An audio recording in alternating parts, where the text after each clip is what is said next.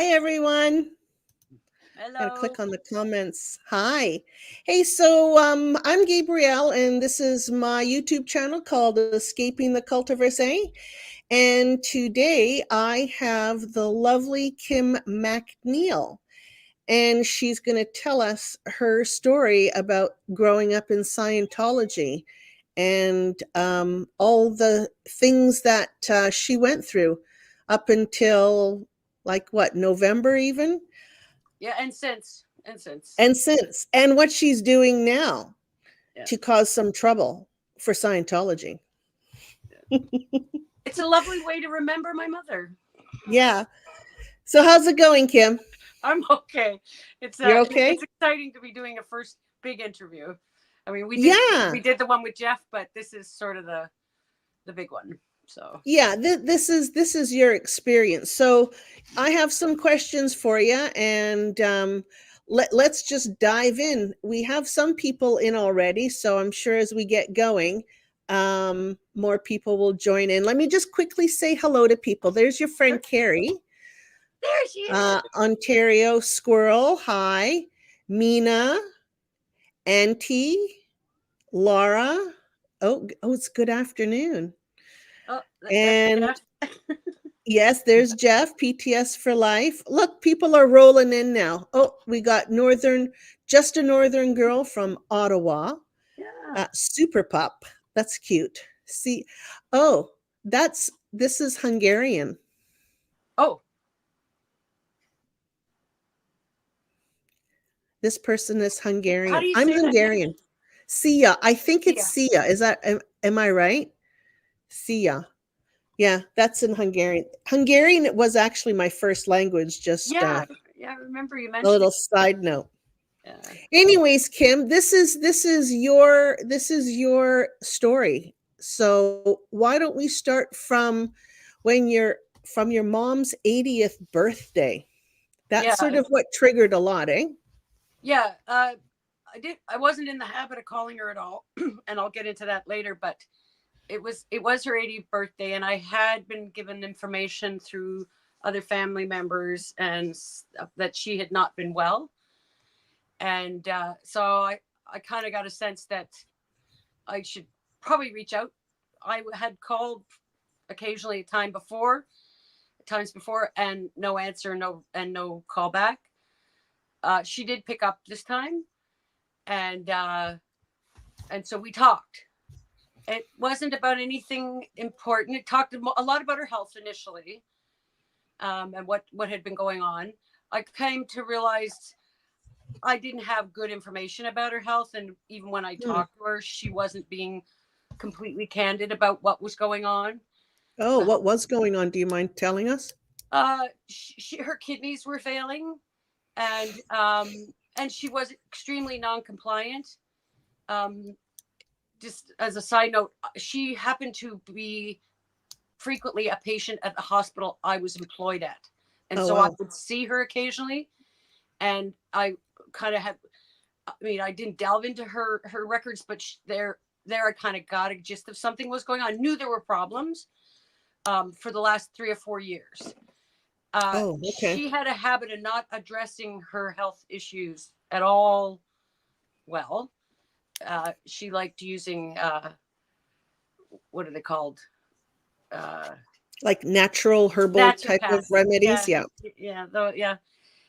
So, uh, and she didn't want to be. She didn't want to take almost any of the medication she was supposed to be taking. She didn't want to be taking it, and Shit. Yeah. so I knew she was in decline. I knew she was struggling to walk. She had a walker and a scooter. So Right. the conversation we had on her birthday was talk a lot of reminiscing about her, particularly her childhood back home. Her Hmm. memory was starting to go. I had to remind her of things, and who's that? Like like she literally didn't remember who I was talking about, and Wow. so I knew things were in decline. Um, but I hadn't been working. I'd been retired by that point for just over a year, and so Hmm. I wasn't going to run into her And she's not was never in the habit of telling me when she was in crisis or anything, because that's the kind of disconnection we had. That she picked up at all was a surprise to me. I didn't expect it. I just expected to leave a message saying happy birthday. You know, Right. and then by October, I got word from my cousin that my mom had been hospitalized at the hospital I used to work at, and uh, I guess a week or so later, one of her doctors called me and asked me about her care, and I told him what little I knew, and I think he was fishing around for who's taking care of this old gal, Oh boy. and I kind of had to fill him in with the ugly details that she's estranged from all four of her children by choice, and so that kind of alarmed him some. It, Mm-hmm. it seems that her at least her sister who lives locally kind of stepped in a bit, um, and then it it was became clear to the staff at the hospital, that the folks that were taking care of her, she could not go home and take care of herself anymore. Right. So I was asked by my cousin this time to get involved, and I was, because the request really wasn't coming from her, I was not inclined to get involved, Oh, why is because that? uh I don't know. I really hesitated, and Okay. my inclination is to get involved and do things. Um, Mm-hmm. but when I try, you'll hear other times where I've sort of had to intervene and it didn't go well. And I didn't know that this was necessarily end of life, because she wasn't telling me, and the doctor who called me wasn't telling me that this could be end of life. Oh wow. Yeah, That's weird. but it was definitely made clear to me that she was going to have to go to long-term care. Well, I didn't know how I was going to make that any easier for her anyway. Mm-hmm. So I thought, well, I'll wait and see what happens. Next thing I know, she's in. Actually, I didn't even know she was in long-term care. I knew that was the plan, but I didn't know that she was in something, a kind of a temporary long-term, a temporary long-term care, Yeah. and disaffiliated with the hospital, and waiting for a permanent long-term care home. And then she wasn't there 2 weeks, and she went into congestive heart failure. Oh boy. So I got a call the day before she died, and I still hesitated. I don't know why. Um, and then the next day, it was saying that she was getting really bad, and I said, "Okay, I'm on my way," and didn't make it. Didn't make it. Shit. She was gone. Yeah. So I did go. I did go, and I saw her body. Um, I have to say, it's an unusual thing for me to not be emotional about this. Right. This is a very unusual feeling. Yeah. Normally, I feel it all, and I have not cried for my mother yet. Less than a week after her death, my old cat with diabetes died, Oh and no. I never cried for him. I'm not sure what's going on. Right. So, um, I wanted to see her body. That was important. Um, there was a little bit of like everyone amongst us four kids, my three brothers and myself. It was decided there'd be no funeral.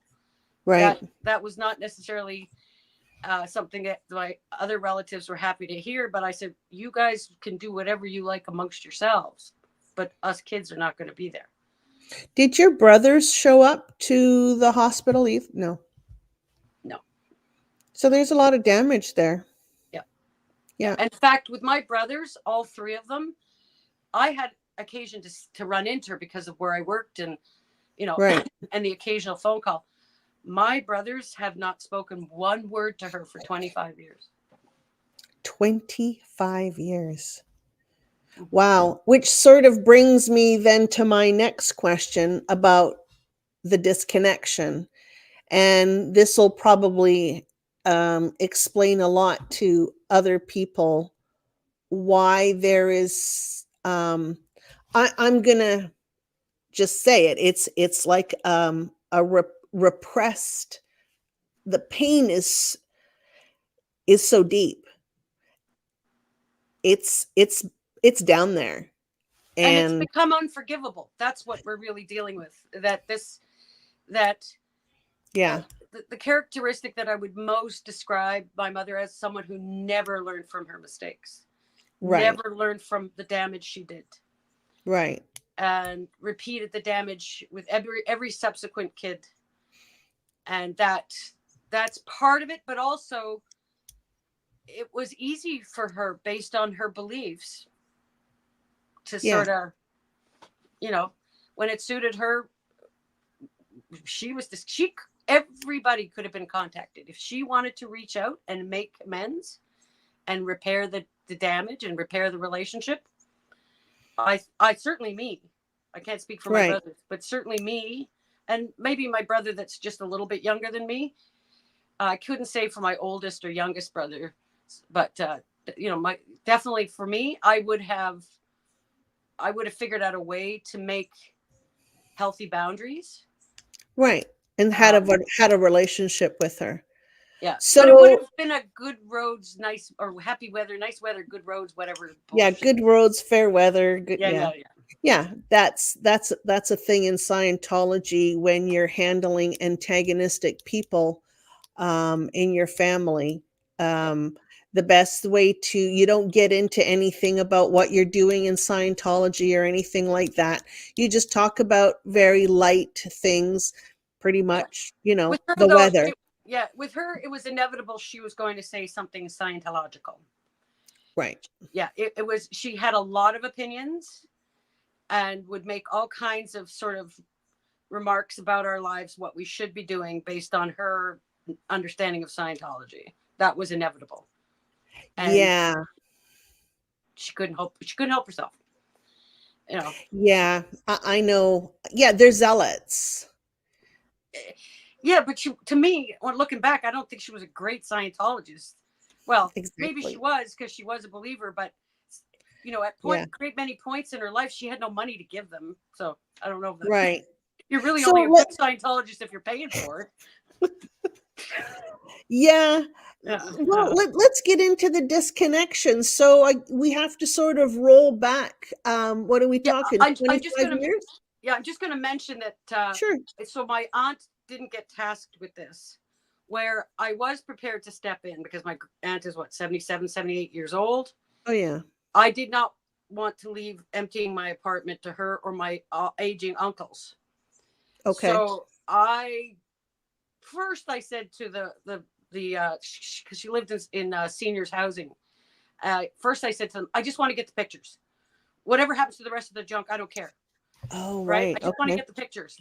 And then when I got there, I thought I can't do this to these people. These are people who work for social assistance groups, right? This is who our taxpayers' dollars pay for. These are people that looked out for my mom for the last 25 years of her life, and made sure that she didn't wind up melted into her bed, Right. right? The thing I'm referring to. So and they were a very helpful community group that she was part of. So I thought I got it. So my husband and I and my brother, tiny bit, my brother who's just a little bit younger than me, uh, he, but mainly it was my husband and I emptied that apartment, and some of it went Ooh, some of her items went to neighbors and people in her building, and so much went to garbage because and so much went to Salvation Army and Valley Village because. But what struck me while I was there yeah. was she kept so much stuff. And I found checks from the 80s, like 70s and 80s, in the amount of almost like just one check alone was $12,000 To Scientology. to Scientology. And that Mm-hmm. didn't surprise me so much. But then I saw checks from recent stuff. And here Oh, she is on a senior's pension. And she made donations of $50 and $100. That money could that's a have went to lot. some, yeah, it's silly. So, but also what struck me, and this is what I didn't know about Scientology because I literally had sort of put it in a different place. Um, is I didn't know about the evolution of tech and new books and new course. I had no freaking clue Oh, about it. right. So I'm looking at all this stuff and I'm going, oh, and I might have seen something about it, but didn't like register Yeah. and what it meant. And then I Yeah. saw all this materials that she had kept. Her apartment was in much of a tiff, but her Scientology stuff was like a wee shrine.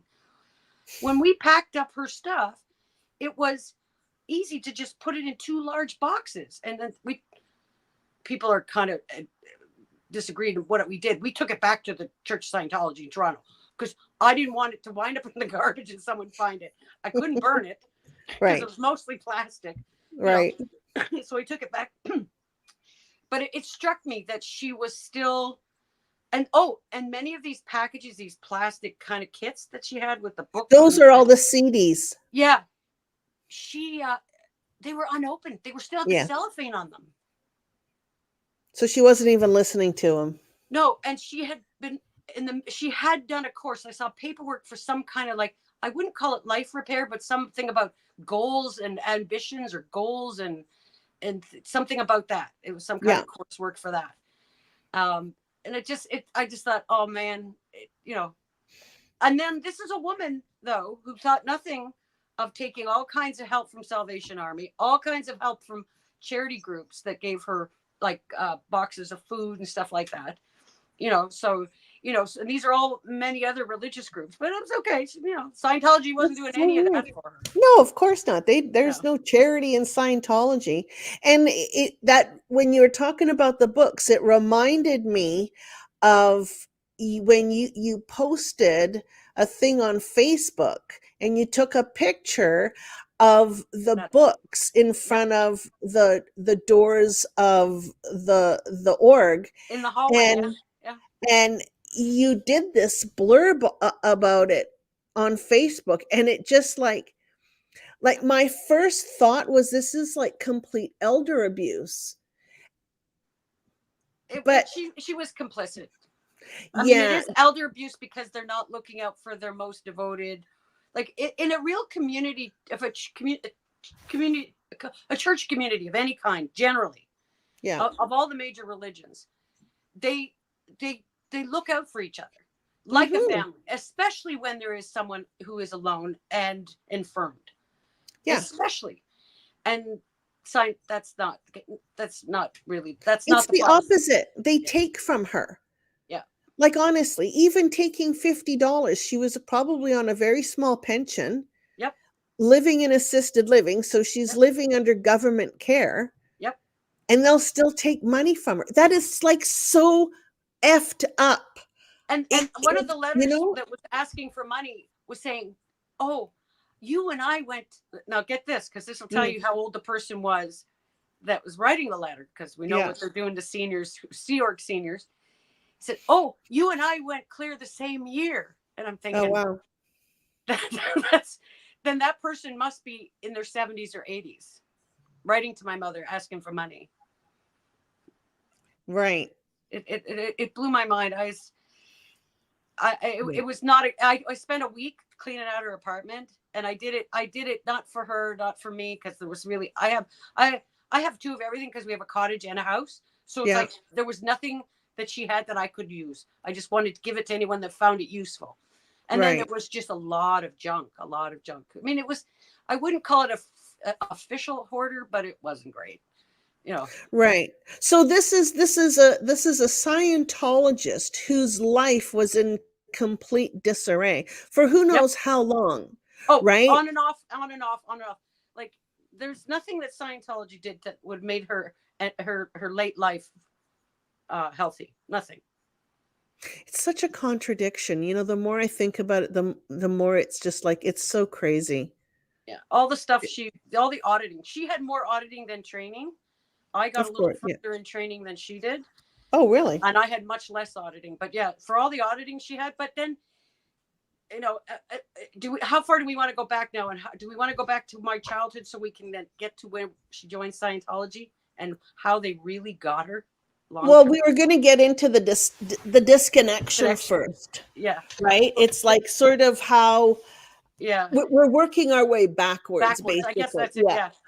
So the disconnection really came as a result of my son's death. And because I changed dramatically. Right. And throughout his illness, he had brain cancer. So throughout his illness, which started in 93, 92, Yeah. he had symptoms longer than that. We just didn't know what we were looking at. This is a Um, tough one. yeah. So get your So Kleenexes out. yeah. So he was having seizures. That was the most obvious symptom that we knew we had to investigate something, like. But he was having these other symptoms, and back in 93, and I was already out of Scientology by this time, but I was, just kind of humoring my mother because I was not interested in Scientology. She knew, Right. but um, his diagnosis took a lot longer than it should have to be acknowledged and to be discovered, because, Right. like, medicine's not perfect either.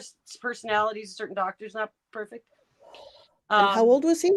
he was 12 when he was diagnosed, but he was definitely at 10 when we saw some of the early symptoms that we didn't know were symptoms. So that's Crazy. almost a whole other thing, talking about how that whole thing went down. We could make a whole other video about that one. I'm You sure know, we could. so he was diagnosed. He was having the seizures. Finally diagnosed with the brain tumors. And the thing that struck me at the time, um, it was never said to my face, uh, but my aunt and my mom made comments about other people who Mm-hmm. were struggling physically or had mental health, emotional problems, about how this degraded being term, and it is truly one of the worst notions and edicts and ideas in Yeah. Scientology, the idea that Yeah. anybody is a degraded being. Yeah.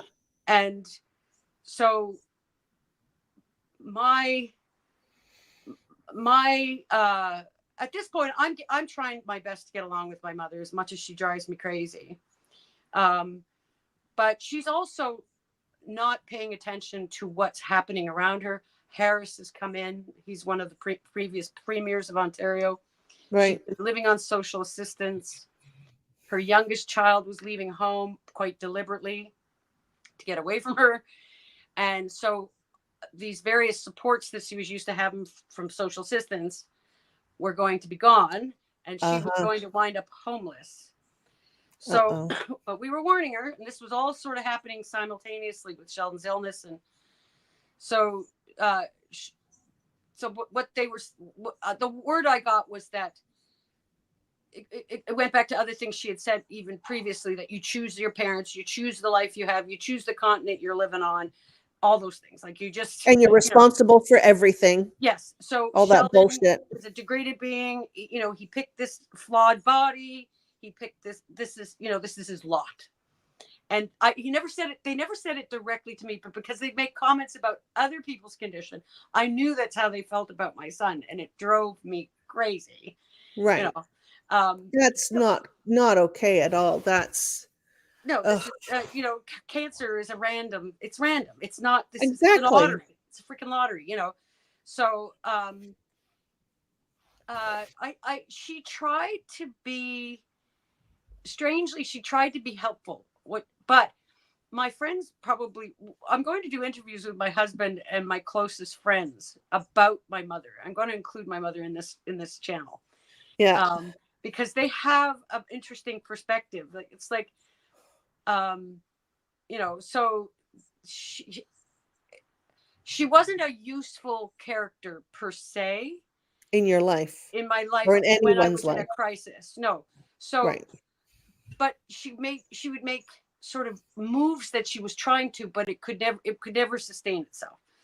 So I do remember when Sheldon was having his first surgery and he was in the hospital for a month because he had some complications. Wow. Um, she made a huge crocheted Afghan for him. Okay. And that was her way to. I think it was more, as much as it was for Sheldon, it was also self-soothing for her, to keep Mm-hmm. her occupied. It turned out beautiful. I still have it. It's not a very practical thing, but I have to figure out a way to make it more practical. But Right. you know, but yeah. Uh, she partway through Sheldon's illness, when he wound up having a number of surgeries. I guess so. That's 93. By 90, in 97, 98, my mom becomes homeless. Oh boy. And initially, I'm trying to get my brothers. Like this is how bad this goes back. I'm trying to get my brothers to help me get. Now I'm a single mom, and I'm working for a nonprofit children's theater. So I'm not making big bucks. I'm there for the No. fun. There's no money in it, but it was a very, very enriching place to live. They were incredibly supportive through all of Sheldon's illness. You know, they were, Yeah. I still know many of them today. Incredible bunch of people. And I'll shout them out. It's Young People's Theatre Toronto. Oh, cool.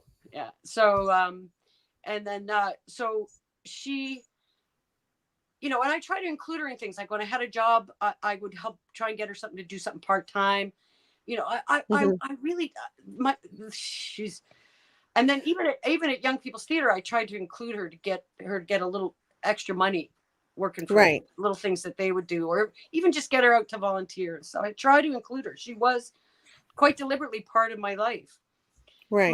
My son had an important take on her, though. Sheldon was very, very clear.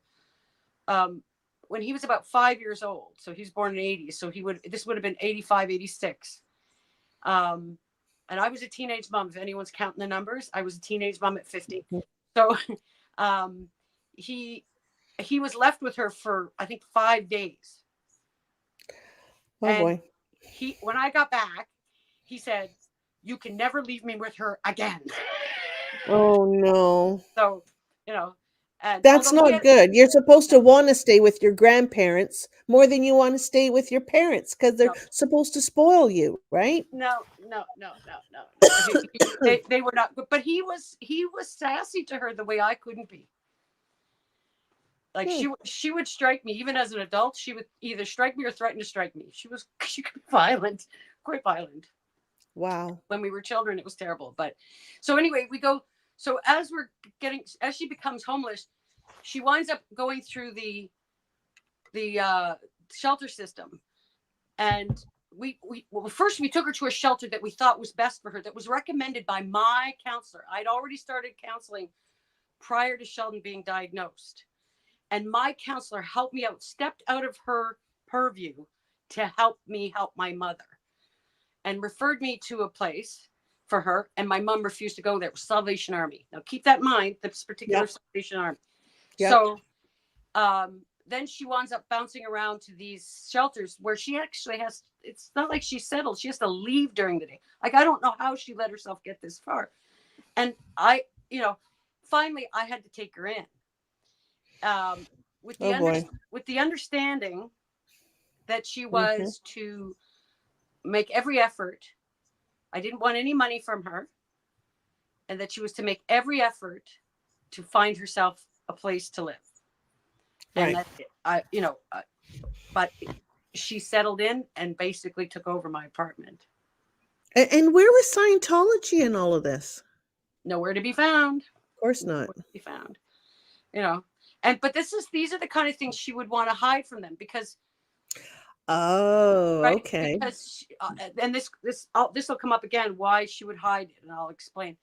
So um so finally, when I was in the midst of going to university at that time, and I was working still at the Young People's Theater part time, and uh, I got very depressed, and Oh yeah.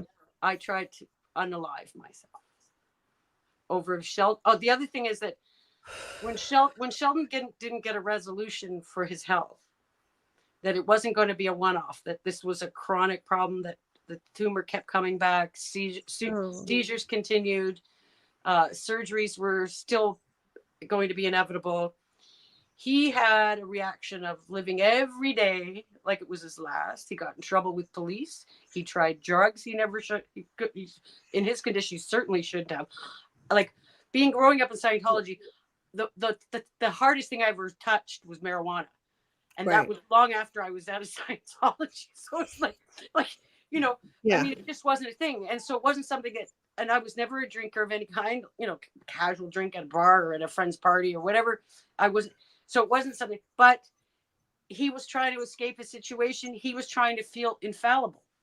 Right. And it's self-soothing too to do that kind of stuff, Self right? it's self-medicating, and Yeah. it's also when you can't control your current situation, you try and maybe create something you can control and get over. And so he did a lot of risky things, you Yeah. know, and it was tearing me apart to Right. watch him self-destruct, because I was having dreams at that time with my mom in the house and Sheldon behaving the way he was, that I was dreaming.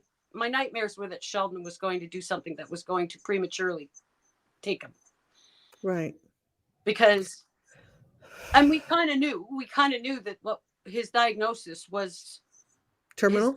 the event, yeah, it would have been a terminal, if not a terminal. What his He would have become, as he described, these are his words, a gimp, because his surgeries are brain surgery. They were brain surgeries. There was damage, so he had paralysis, and he had to recover, and he had long-term sort of sensory deprivation Yeah. and stuff. So his left side didn't know what his right side was doing all the Oh time, boy. That's horrible. and he was on a lot of drugs to try and control the seizures, and Right. they were heavy psychotropic drugs sometimes. Right. And It, that has an effect on your mood as well, right? and he's got a developing young brain, developing young, you know, sense of self. It was awful, and so he wound up. I tried to harm myself. I went to my local hospital, and my mom showed up once and Oh boy. basically accused me of being overly dramatic. So I thought, okay. Wow. You're So dramatizing. That's probably what she said. Quit dramatizing. yeah, yeah, yeah, yeah. Oh That's no, so her fucked up. exact words were, "Boy, do you know how to make a scene." Yeah. So the little bit of counseling I had in the week I was there Yeah. convinced me that I had to get the hell away, not just from my mom, but also from Sheldon. That I had to create some distance from Sheldon, because at this point he's 18, almost 19 years old, Right. and he's not, He's on self-destruct. he's on self destruct, and Yeah. there's nothing. I mean, I could not stop him. I could not stop him. I I mean, completely understand that. Yeah. so he moved in with his cousin, and then my mom moved into the very shelter with Salvation Army that we took her to in the first place. And Oh wow. what did they do in the months to come? They got her into a senior apartment, and they set her all up nice and safe, which they would have Wow. done the previous year had she listened to us in the first place. But that's okay. Right. So Sheldon then was living with his cousin, and it looked really good for a year. So that means he was 18. So and on his, and I saw him regularly, talked to him regularly, and I didn't see much of my mom at that time just because it wasn't convenient. But I was in touch with her, and then when she got her apartment, I was a little bit more in touch with her. But while she was still in that shelter, there was no personal phones. So Yeah. and then so and then Sheldon on March 19th, 1999, was driving a car he should not have been driving, because he was not a licensed driver, never going to be a licensed driver as long as he had seizures. He was Right. driving a friend's car, Uh-oh. and he had a car crash. And it basically, the car flipped, and the craniotomy was on his left parietal lobe area. The car, when it flipped, his head hit the frame of the car right on his craniotomy. Oh my God. And the car flipped and remained upside down. There were two other young guys in the car with him. They got out, one more injured than the other, but still conscious and stuff. And they were, because one of them was making a lot more noise. Sheldon was real quiet, and he was still Oh, in the seat upside down. All the blood was rushing to his head oh no. with this terrible left injury. And in an already sensitive part of his brain. This is like an ironic part of this terrible end. No And kidding. Wow. he so the attendants or the folks whoever were there right away didn't get him out of the seat right away. I don't know if that would have made a difference. Right. I got a call to go to the hospital, and first they were playing it down just to get me to the hospital safe, because oh yeah, there's been an accident, he's all right, just to get me there in one piece. When I got there, I saw that we were at the neurointensive care at St. Mike's, and I knew something more dramatic had happened. Yeah. And then we got the word that he was likely to become brain dead. Oh no. He had multiple petechial hemorrhage, so it was like diffuse hemorrhage all over little. There was no relieving the pressure because it was everywhere. It was everywhere. Oh Yeah. my God. Oh, So Kim, no, that's so so it horrible. was an incredible. I think about it now, and I just, for the hours that he was still alive, I walked the floors. I walked the floors, walked the floors, because he was And alive there for was about nothing you could do. 36 hours. Yeah. 36 hours. Yeah. And just that, he in a way, he kind of went out on his terms. He did not want to be 30 and be dependent. Right. He was worried that he was going to become completely dependent with what he had, that if Yeah, and there was probably a good chance he would have been, right? he'd already had to overcome paralysis, nothing had fully recovered. And the older he got, Yeah. recovery was going to get a little more difficult every time. And when the autopsy came back, the tumor had come back, which Oh we kind of shit.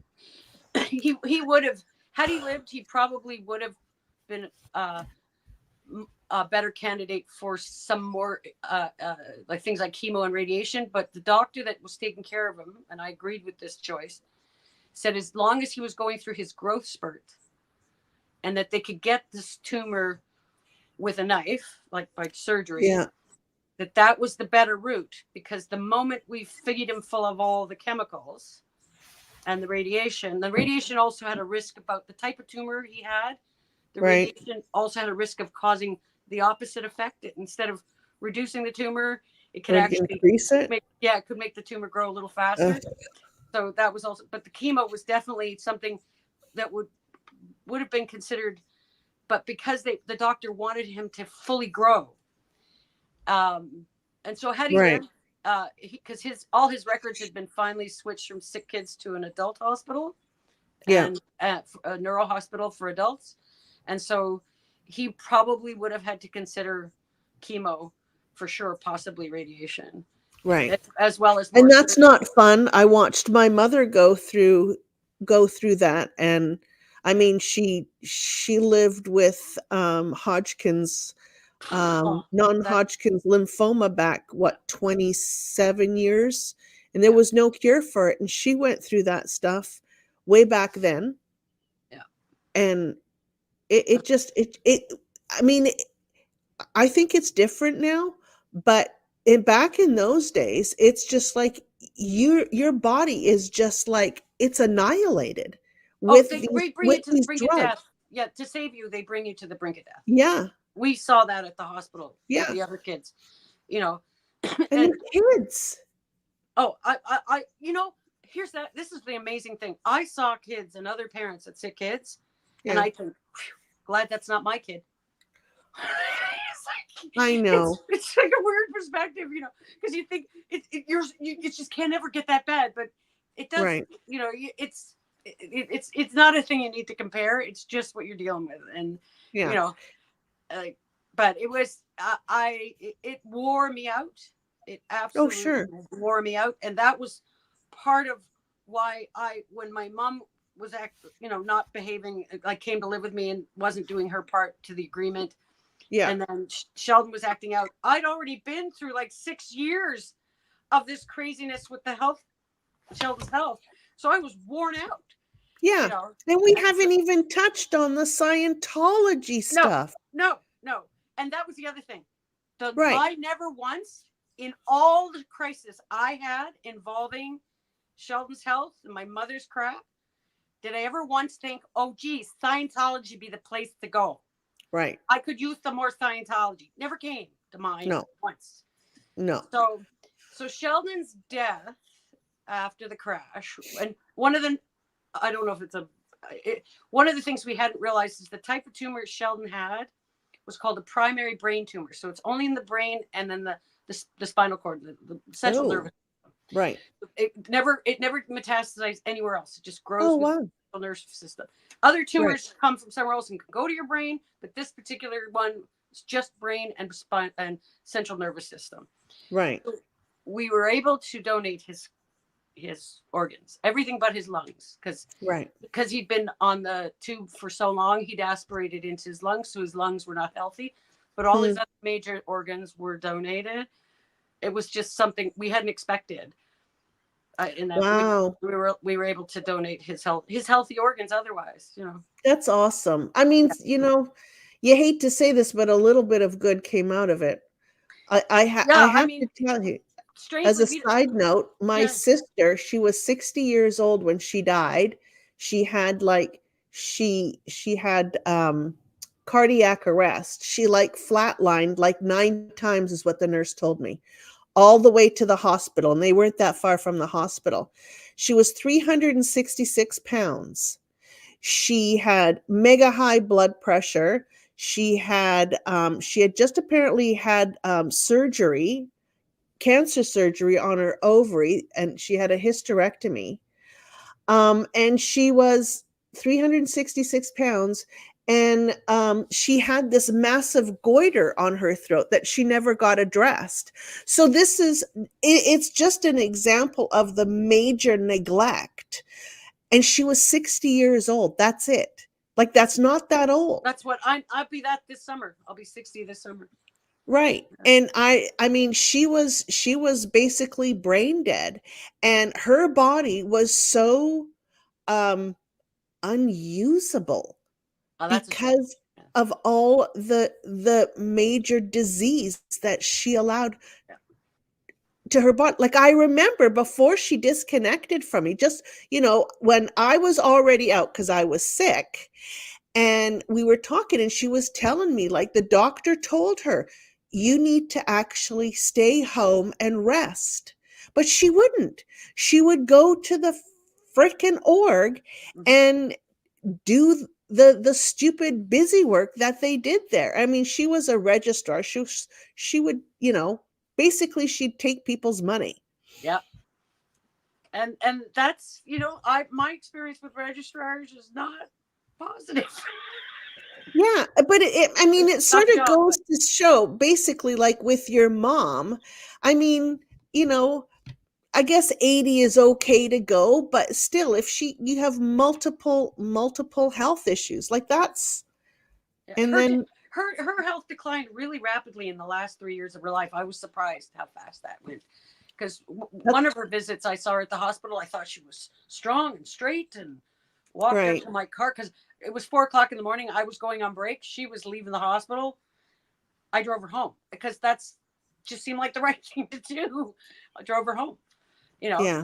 and I came back after my break after I drove her home. So again, it was very awkward. But getting back to Sheldon's death. So Yeah. when that Sorry. happened, it was a shock to Oh, everyone. of Like, course. and I have no idea how bad it is for, because I could barely, like, I could barely, I couldn't breathe, basically. Right. I don't know how I kept going. And I developed like this clenched jaw, which I think is probably developed even sooner, but it got worse after his death. Mm-hmm. Now, strange as it may seem, I did not think to unalive myself after his death. Hmm. I just couldn't see how this was going to get better. Right. I couldn't see a day where I could not feel this way. And what I got from my mother in particular, but kind of from a lot of people, with the exception of my closest friends, was impatience for my grief. Like, my grief was visceral. Yeah. I would rock and I would moan And I would cry and Mm-hmm. cry and cry. And days in bed and Yeah. many pints of ice cream and 75 pounds later. And it was extremely visceral. And Yeah. I likened it to the visceral experience I had when he was born. I had a similar kind of feeling in my body Right. when he was born as to when he died. There was something, they were connected somehow. And it took me a good year and a half to become functional. Right. You And know, where and was your mom in all I'm this? not even sure I still am. Right. But one of the telling things that set us off in a deliberate, like in a certain path to full disconnection is, was something my mother said the Mother's Day following Sheldon's death. So Sheldon died in March. We took the first Mother's Day, even though it was a Mother's Day and I was a grieved mother. I thought we'll take Mom out anyway. And she was talking about a lady she knew who had lost her son a few years before, Mm-hmm. and was complaining that this woman just wasn't getting her act together. And all she can talk about is her son and how much pain she's in. And I kind of went, Oh, uh, and I said, yeah. "Hello, are you that?" And I said, "Well, what do you?" And I think what she was trying to point out is that I think she was telling this woman's story so that she was giving me an indication that I better Yeah. buck up. Yeah. That the grief I'm Yeah. feeling should not be there 4 years from now. I kind of think that was kind Yeah. of what I was getting. And I'm I sure. said, "Mom, you have no idea. You're lucky you have all 4 kids alive. You can't even know what this is like. I can't. At the time I couldn't even put it fully into words what was going on." Right. And she said to me, "Well, if this is what you're like with Sheldon's death, what are you going to be like when I die?" And Wow. That was weird. I wanted to choke her. I genuinely wanted to choke her because my mother had a way of taking every situation involving all of her children and a lot of significant other people in her life and turning it into something about her. Right. Very That's narcissistic, right? incredibly selfish, very, woe is me, everything, and that is how, even before Scientology, that's what she was like. Scientology didn't make her that way. Scientology put that on steroids. You're right. you know, so she was basically within a short few months, like within a year of that, she was out. And she did it. She did it. What she did is she came looking for money. I'd started working, so this was about a year, less than a year after Sheldon. I started working, and she needed money. And I was always the one. I'd give her 20. I'd give her 50. I don't want it back. Like that was, But I came to realize I needed to put boundaries. That this was not a healthy relationship, Right. and it goes back to my childhood. Yeah. And about being her, about taking care of her, not being taken care of by her, taking care of her.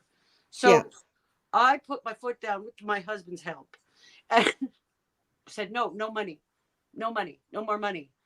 And that was for years, for 10 years. She stormed out of my house that day. And for 10 years, I never laid eyes on her. So Not, she disconnected from you because you wouldn't give her money. yeah, yeah, Oh boy. but she'd already, like, it was easy for her to do because and you'll see why when we talk about further back. Yeah. So I literally, and then when her health started to she's getting older and things were happening. That's when I'd see her at the hospital, and then I had the more recent occasional phone call. Right. And it's just more, for me, I was more worried about how an older woman was negotiating by herself the healthcare system Right. and working in it. I kind of thought, well, maybe I might be able to be a bit of, some kind of help, but greater help than the average Joe. Well, Who, yeah, you know the ropes. yeah, I don't know if it would have been any greater advantage to her, but I was waiting for her to ask me. No. I was not going to jump in because when we go back now, if we can go back to when I was a little girl and then we'll come forward again. Can we do Sure. that? Yeah, absolutely. So my parents were both raised in the east coast of Canada. My mom was born in Newfoundland, then came to Cape Breton as a wee girl. My father was born in Cape Breton. They grew up Hmm. in the same town, different sides of town. He was Catholic, she was Anglican. Um, and I could not think of two worse human beings to ever hook up. Oh no. Um, my dad is getting this much mention, and that will be it, because there's not much to mention. Because they should never have had, they should never gotten pregnant, they should never gotten married. They were both too young, too stupid, Right. and then they got pregnant with me again real quick. So they, barely got my brother out, and then 14 months later, I'm born. Oh And wow. these were two ill-equipped, very flawed, very childish people, very selfish people. Yeah. And he was violent. He was an alcoholic. Oh boy. She fortunately was not an alcoholic. She was never into drugs and alcohol. That's fortunate for us kids. That's one fortunate thing. But Right. she was um, criminally violent with every one of her children. Criminally violent. Well. And and her mother was with her. Her Right. dad was quite an easygoing sweetheart, but he was pretty much uh, bullied by his wife. But my grandmother was quite violent, and my mom, you know, was Wow. hard on us It's kids. generational. Yeah, and she was It she was it she is very much generational. I almost have, I mean, my parents weren't that young, but I mean, and they loved each other. They came from Hungary, Mhm. but my my grandmother's father hit her so hard across the head that she went deaf when she was a child, and it just that went on. Yeah, like that's the kind of violence. My mom got it in her Yeah. head that my older brother, he liked to steal. He'd take money out of her purse or whatever, right? Yeah. Kids will do this. Yeah. Amongst her and her mother, it was decided that they were going to put his hand over the heater on the stove. Oh fuck. This, if you ever heard of this, like this is like barbaric. Yeah, it's great. It's insane. Yeah. He got hot. He pulled back while it was red and got completely scorched on his fingers and hand. Like, and how? And the thing is, the authorities were involved in our family. Now, this is before Scientology, so we're talking late Yeah. 60s, early 70s. So, and so she's raging, she's stressed, she's not getting any kind of help. She's, Yeah.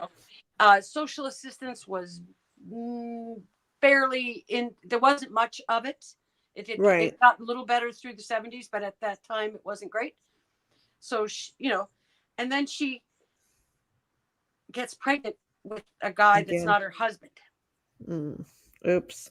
And like it just, and then so now she's a single mom with now 3 kids. My earliest memories of my my mom is she's pregnant with my brother that's just younger than me. And so that makes me just over 2.5. So that's my Yeah. earliest memories. And I have some actually kind of cute memories of that time.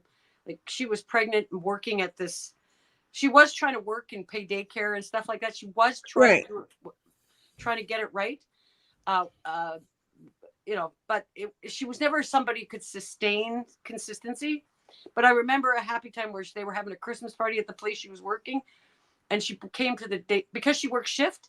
The babysitter would keep me at all weird hours, keep my brother and I at weird hours. So she came and got us. She had full new gear for us to go to the Christmas party.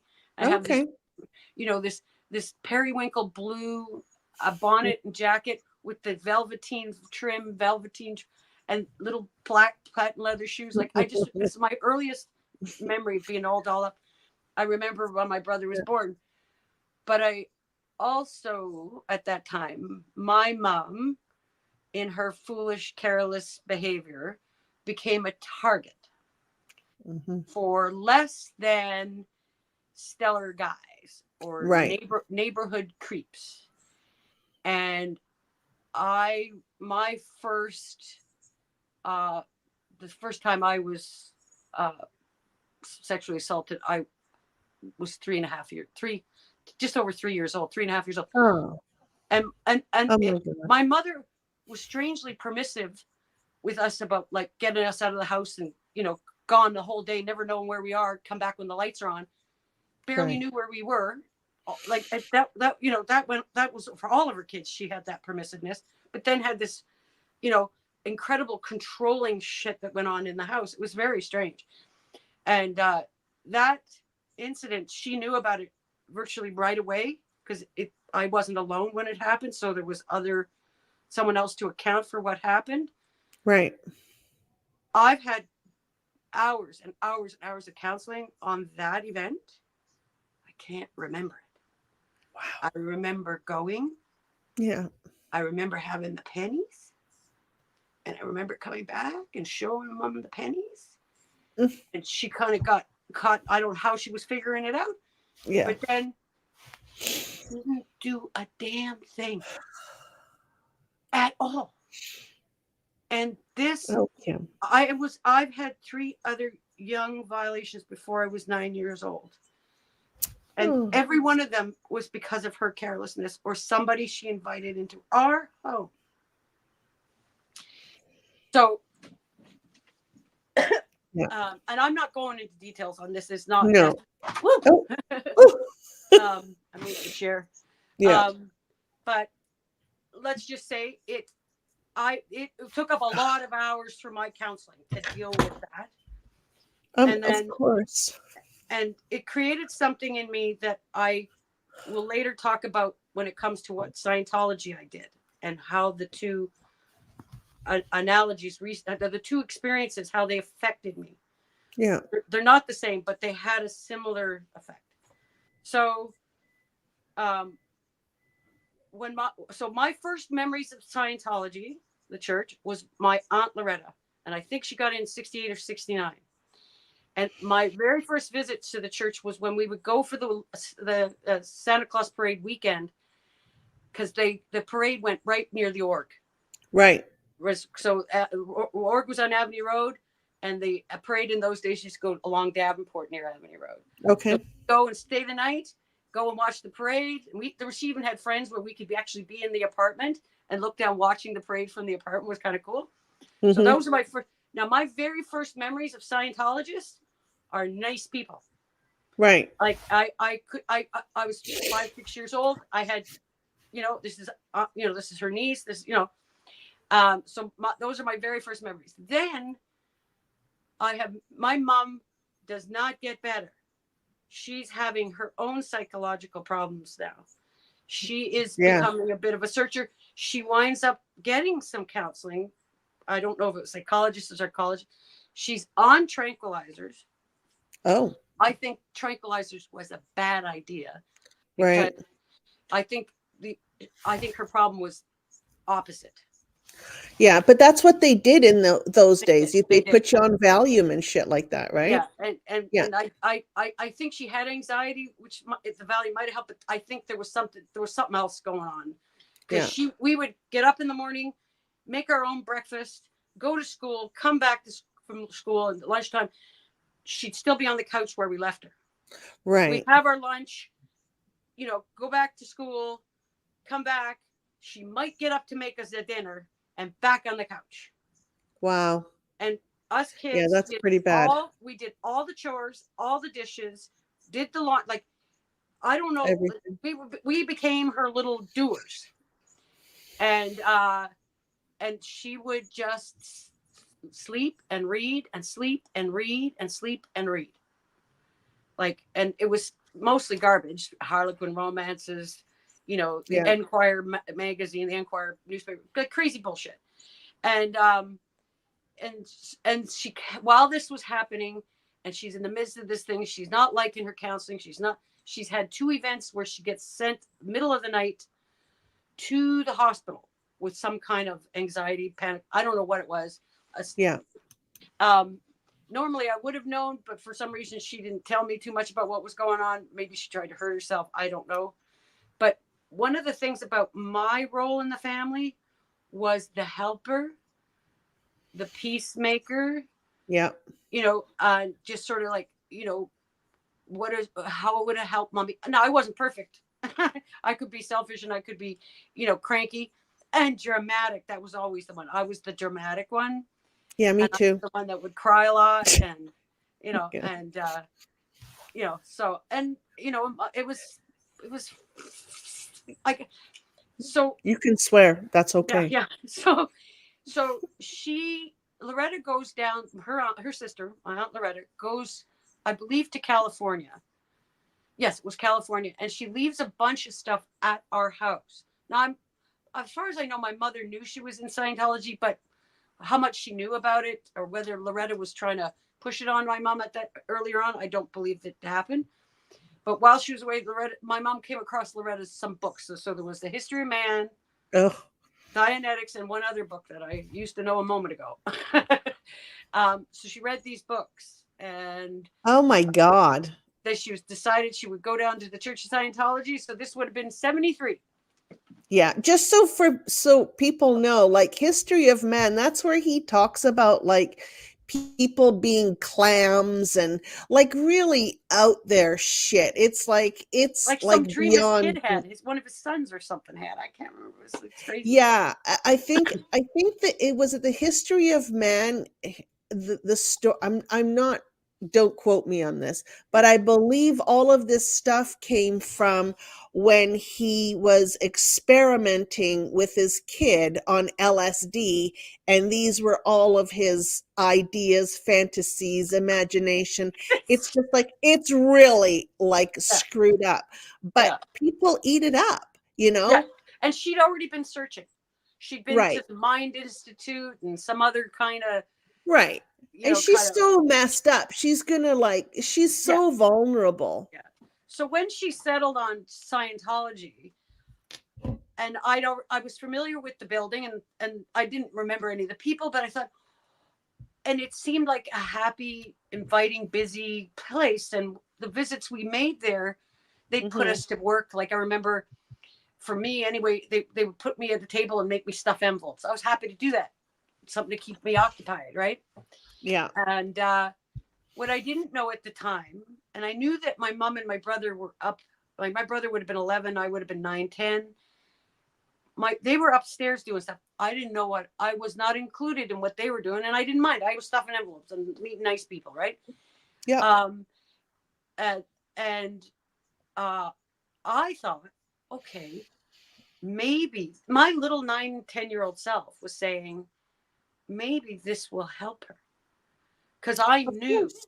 as a little girl my mom needed help, that she was not right in the head, you Right. know, and and but what I didn't know was that they were doing stuff upstairs with an auditor or something. I found out recently, just by my brother's description, that because of the problems she had with Blair, and he was a kid that acted out a lot Hmm. and had his issues with stealing things and trouble at school and stuff like that, they were security checking my 11-year-old brother.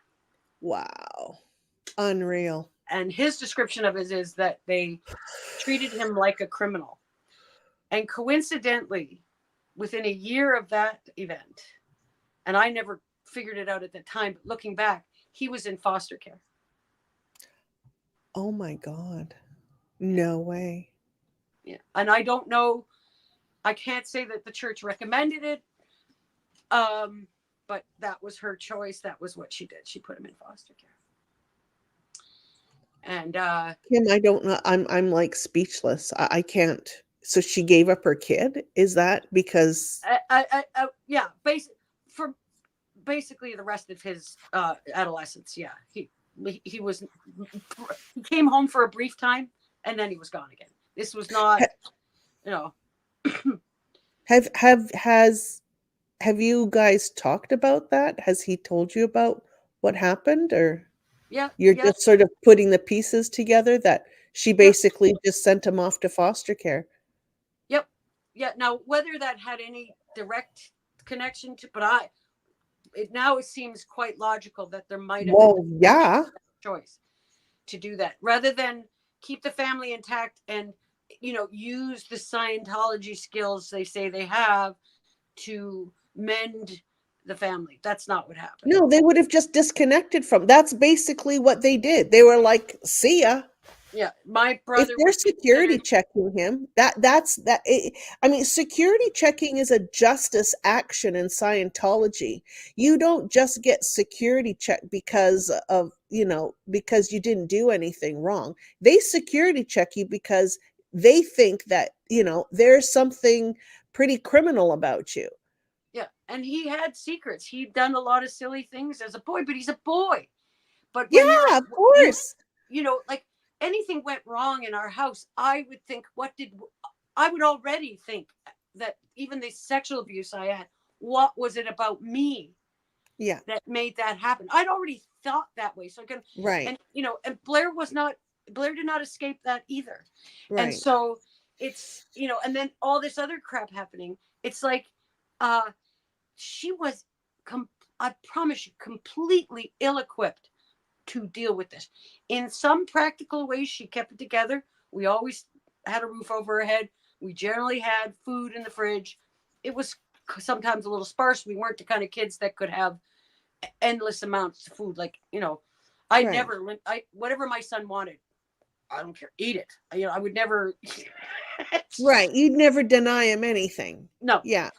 so she had to kind of parcel out that, and that because she had a limited budget, and so, but I can't say that in real practical ways, uh, we were grossly neglected, but Well, I mean, yeah, it's not with the physical needs that no, you had, like oh the no, food and a oh shelter over your head. oh no, my mom would buy us clothes from, I don't know if you know, Marks and Spencers. Oh, oh, of course. Those were nice clothes. They were very well made. That They're because American. my mother was very much about how it looked. We were Oh on God. social assistance. We were on social assistance. No one knew we were on Wow. So social assistance. she would have made a perfect Scientologist. She was made for All Scientology, quite pretense. frankly. All pretense. Yeah, Yeah. every bit of it was pretense, and and I would go along with it. I didn't want to appear poor. I didn't want to, it was bad enough Yeah. having to deal with the thing that I didn't have a dad around. Where's your dad? Where's your dad? Right. Like that was bad enough. So the fact that I fit in with my clothes or, Right. my hair or whatever, You I was looked acceptable. But so when my mom presented at the church with her lovely little family, um, they love bombed the shit out of her with that. Oh, you have such great kids, you know. Maybe Blair might have been the exception later on, Right.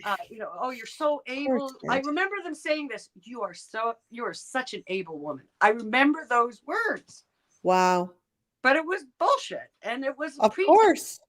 Right. because I knew that I knew all the skeletons in her closet. And what happened for me is before Scientology, she had no stable partner, and Right. what partner she did have was often someone else's husband. Oh, And yeah, she that's yeah, her pregnancy with my youngest brother was not her first pregnancy out, like she was not, she had abortions in right. between. And so and Yeah, that's she pretty was a heavy. bad judge of character, a bad, and never learned. Even she was still making these kind of mistakes into her 60s, the same mistakes she had made at 25. I Right. was blown away, blown away. That's The stuff. crazy. So Yeah, then you guys got in, she dragged herself and the kids into yeah. Scientology when you were how old? Uh, I I would have been in late nine, early like nine, so 73. So I would have been nine, and Okay. Blair would have been 10, 11. 11. So we're Yeah. not nine or 10. I don't know the exact time of year, Yeah, no. No, I understand. but Yeah. and then my brother, who's just younger than me, where he was, I'm not sure. He might have been staying with friends, or because I don't remember him being there very much. Oh, okay. Yeah. So when my earliest courses at the church actually were not the church. We had this place that was called the Learning Interest and Motivation or Applied Scholastics. It had a couple of names. Right. It And was a these were Scientology school for kids. right, and it wasn't run all day. It was just evenings and weekends. So Oh, okay. my mom hooked us up with that, and that was just the study tech Evenings and mainly. weekends. And while I was there, I encountered a very famous name right now, Gavin Potter. And so Oh, right. The dickhead himself.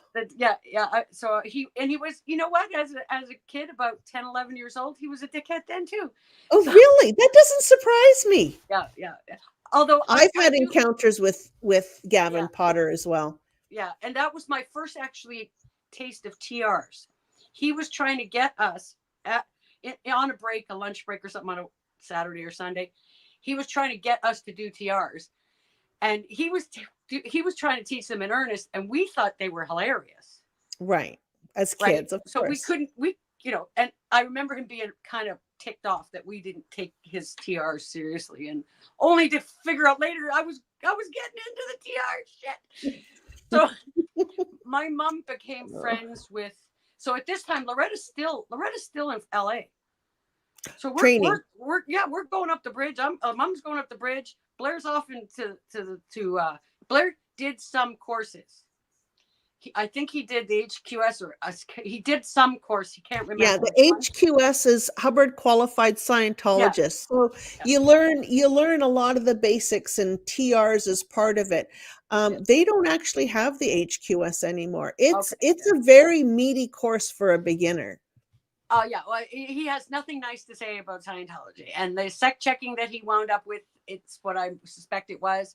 He Yeah, has, he thinks I'm crazy for doing this. He thinks I'm way out of, that I sharing this story. It makes no sense to him. So, yeah, but I respect that. That's fine. yeah. But Yeah.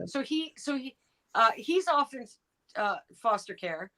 Uh, uh, we're at learning interest motivation or applied scholastics, and then my mother starts babysitting for some people once Loretta comes back from LA. She must have been down there training, because she Yeah. comes back from LA and sets up in Celebrity Center. Toronto used to have a Celebrity Center on Yeah. Bedford Road, or Okay. Bedford Road, Bedford Avenue. Was it Bedford? No, it was Pembroke. Sorry, Pembroke Avenue. Right. Pembroke Road. And the org was where? The org Still on at that Avenue? time was still this org was still on Avenue Road. Okay. It So hadn't there's burnt. an It hadn't org burnt down. and a celebrity center. Yeah, You at the can same see my time. two Yeah. fingers. So that means that there was enough public Oh, for that. both places to keep it going. Yeah. So this was Even if in Avenue. Yeah. 70s? Very 70s? good. This would have been 75, 76 by this time. So Yeah. it was, if that org hadn't burnt down, they were going to have to move, because Yeah. it was packed day and night. Same So in Vancouver. yeah, and then so the so she started babysitting for people that Retta was working with at Celebrity Center. So I wound up at Celebrity Center. So my very first course that I remember was the basic study manual.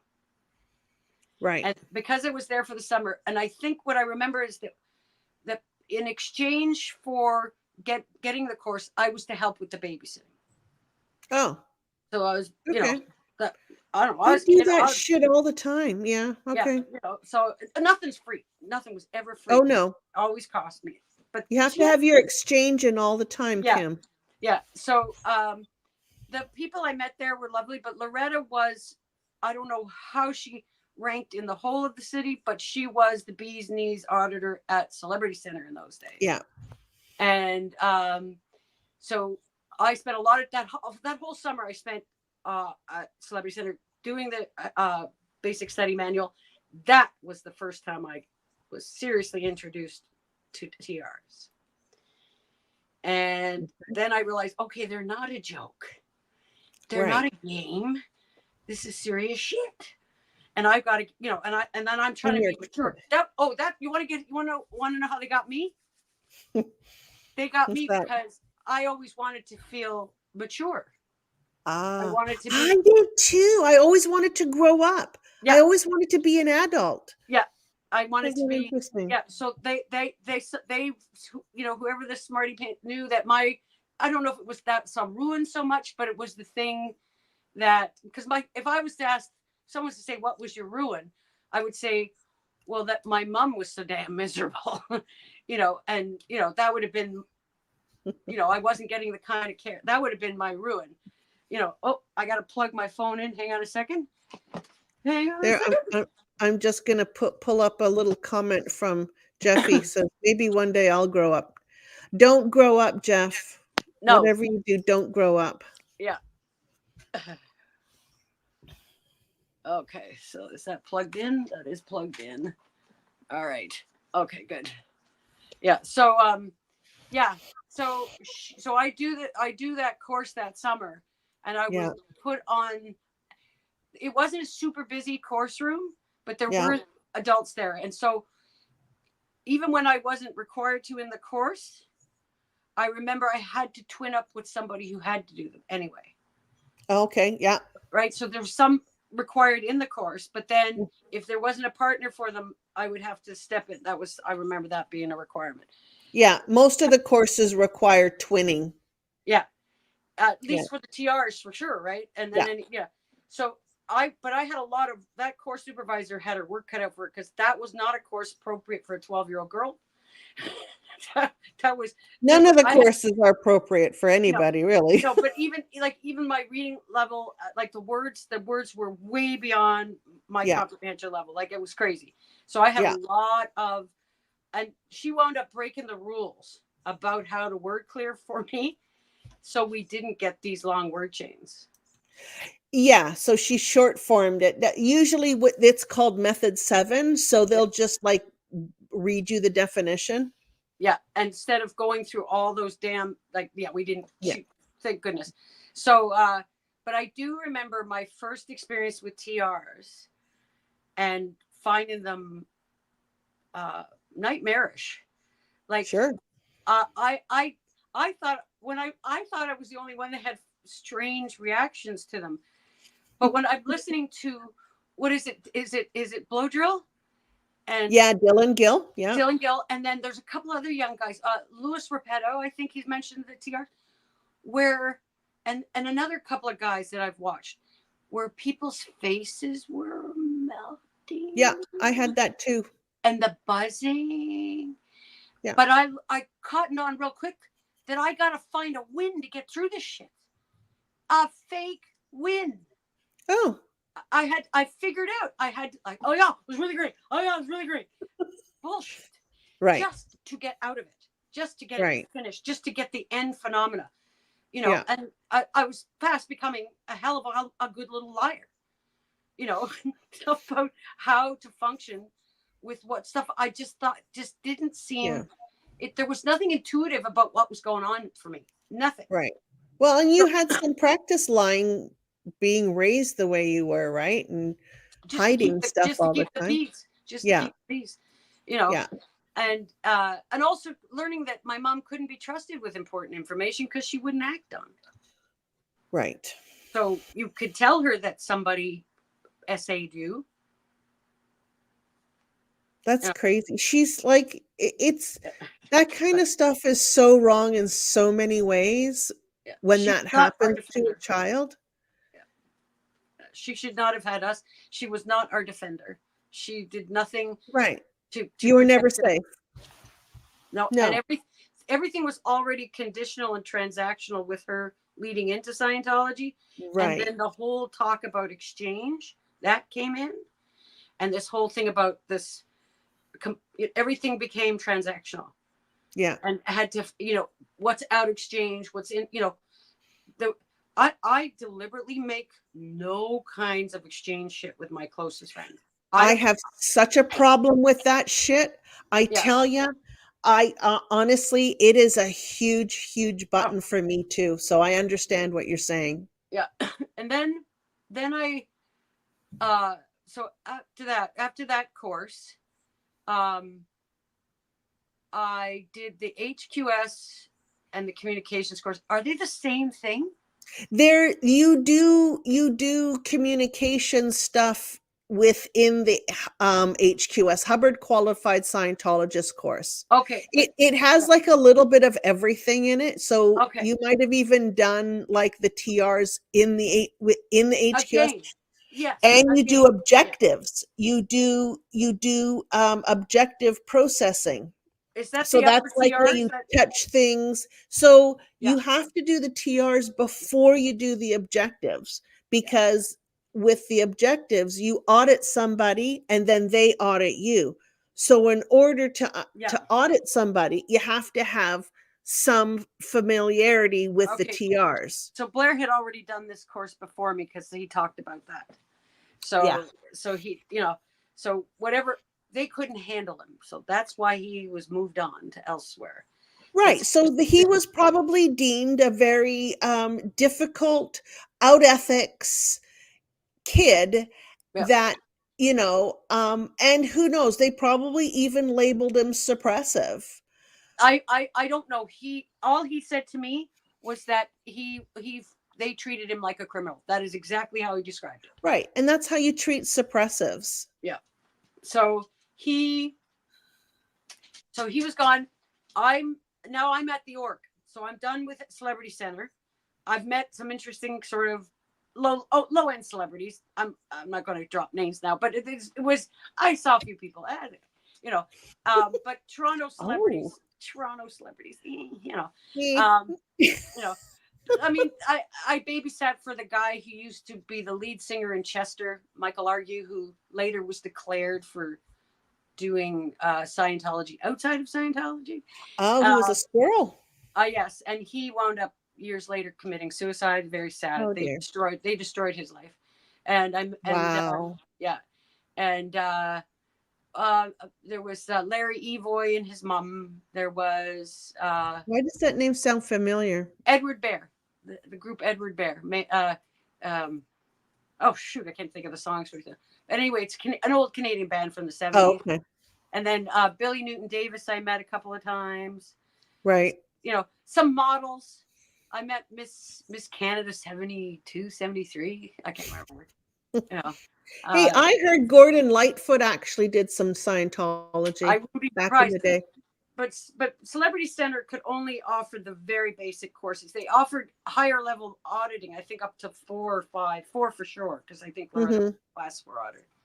But the anything past the basic courses, you had to go to the org. So that's where I wound up with everybody. Really? That's weird, because like Celebrity Center in California or in LA, Yeah, they offer I can't say everything, but probably at least up to clear. yeah. Whether they had the staff or not, because that Yeah. whole Celebrity Center venture probably didn't last more than 15 years. I don't. Right. Yeah, I mean, I couldn't say. I'm not by any means not an expert, because once they were off of Pembroke, they went on to Sherburne. It's a tough Yeah. neighborhood, not a great neighborhood. Beautiful homes they picked, but um, so then Oh, I here wound you up. go. Yeah, so then I Somebody's wound up. helping. Do you see the comment? What's that? The last song by Edward Bear. Thank you. This is the last song Oh, I'll that one. write Oh my God, for that one you. makes me Thank cry. you. Okay, Yeah. So there we go. he was in it. Don't know for how long, but both him and his mom were in it, and then there's a few others that just don't come to mind now. They come my memories. I put some. I cannot tell you how I have scraped the barrel for memories of Scientology. I swear to God. So Well, it's been like 40 years, so it's been 40 years since I left. that's a long time, It's a honey. long time. It doesn't surprise me. Yeah. And So then how much was repressed, right? yeah. So then I did that. Once I did the HQS at the Toronto org. By this time they had moved. They'd had the fire. They temporarily we were in the Westbury Hotel. Then they got the Yonge Street address, which is now abandoned and derelict. Right. So that bottom part where the bookstore was and stuff, there was a back part that had a chapel. In the days I was there, they had a chapel in the back. Yep. I remember that. Hello, Ron Hubbard, whatever. And then, but they also had a tiny course room for the basic introductory courses. Oh, okay. So there was the bookstore, testing center together, then this tiny course room, and then this chapel. Chapel not big either. But all I remember is doing a lot more TRs. But this time, I had an audience of people walking by on St. Mary Street. And that made me nuts because people would stand and gawk at the window. And I was a kid. I was 14 years old at this point. Yeah. Like, freaking nuts.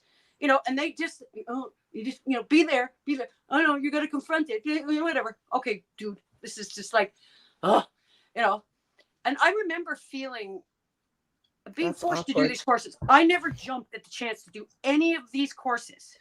Right. I was forced to do these courses. Right. So you did not consent. Is that what you're trying to tell me? Not for once. I Right. did it because I didn't know how to fight it hard enough to make it stop without the consequences.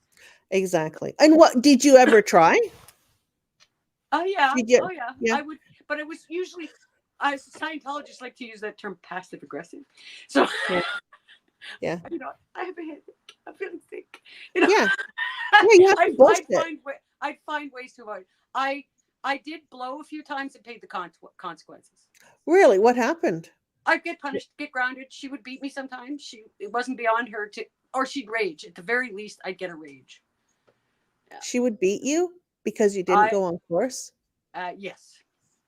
Yes. What the fuck? Yes. Yeah. That I like it wasn't like a smackdown, but it'd be like a pull a hair or whatever.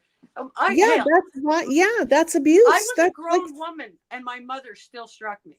I was a grown woman, so it wasn't beyond her to do. So right.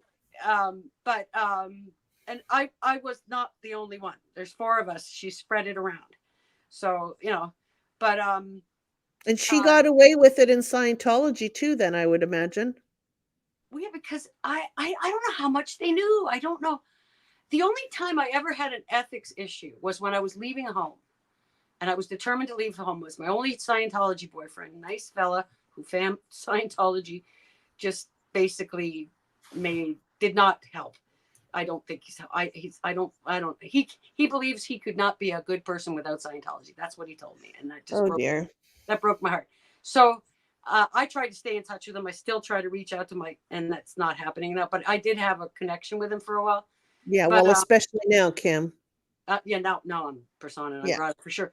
But he I wanted to move out of the house. I wanted to move out of the house like at 13 years old, 12, 13. I did not want to be in that house. Of course not. Yeah. Now there was no practical way to make it happen that young. But by this point, I had this boyfriend. I don't know how seriously I took whether that would have gone more than just boyfriend and girlfriend, but I moved into his little apartment with my son. And with your son. So you were 16 or what? 17, yeah. 17. And so she had threatened me, and John, the Scientology boyfriend, was aware of this threat, that if I was to leave the house with my son, she was going to call the Children's Aid. This is the first time I found out about this policy in Scientology that you don't rat out to the authorities on any level. Yeah.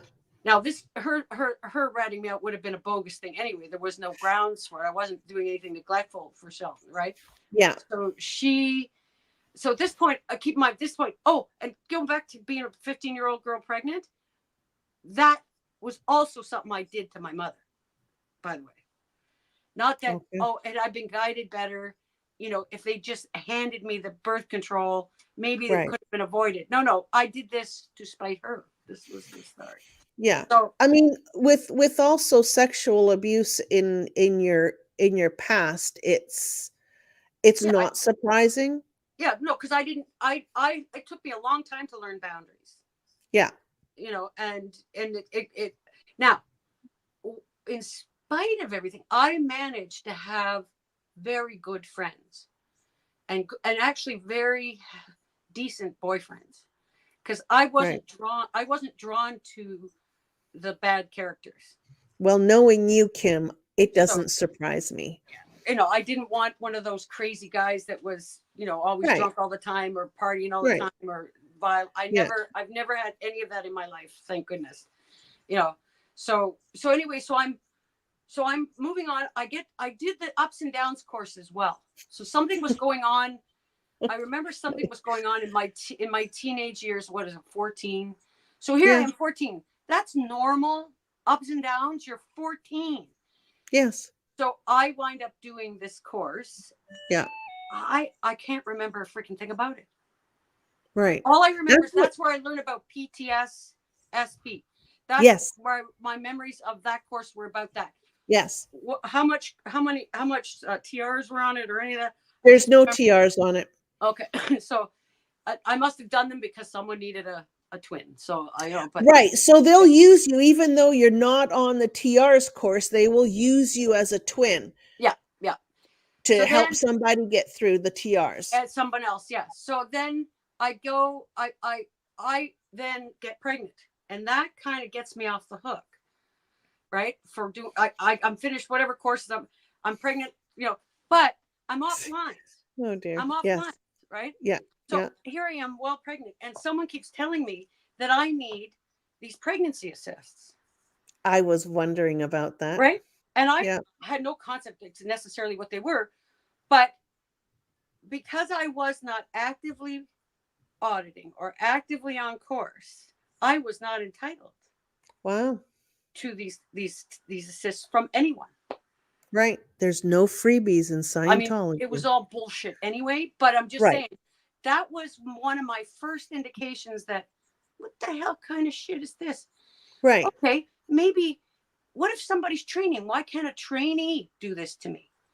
And Right. if that I'm supposed if this assist is so important, Yeah. and I keep being pressured that no, they want me to pay for this auditing, these assisted. I guess they're a Yeah. kind of auditing, and Yeah. They're assist. It's called assist auditing. Yeah. yeah, and it's specific to being pregnant. Yeah. Nobody steps in. I didn't know where I was going to come up with the money anyway. My mother had already nearly bankrupted herself, and that was cleaning my grandfather out. So I didn't know. So, Oh and Lord. I was a kid. What was so anyway? So that was one little seed that kind of stuck with me. Yeah. I kind of this is pretty crappy shit Yeah. that somebody isn't stepping in. They know me. They've watched me grow up.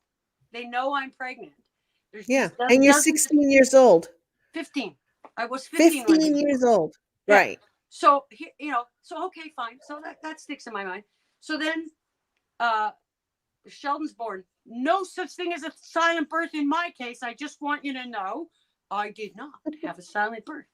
Okay. I screamed and yelled and was basically a Yeah. bitch about it all. I was, yeah, I there was, Sheldon came into the world with it was a very, very long 36 hours of labor. It was rough. Ooh.